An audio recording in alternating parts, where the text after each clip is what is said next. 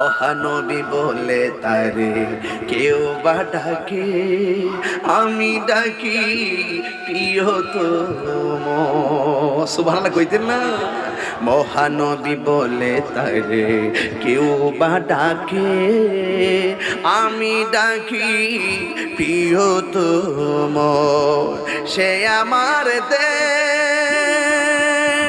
ভালোবাসা প্রেম মধুময় মনোহর স্বপ্ন সমর। যেজন করুণা অনুপম উপমা, যার মতো দরদি কোথায় আর মিলে না।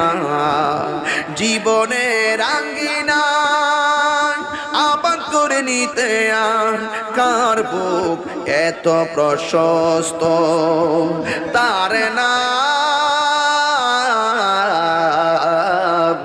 আহমদ বড় বিশ্বস্ত।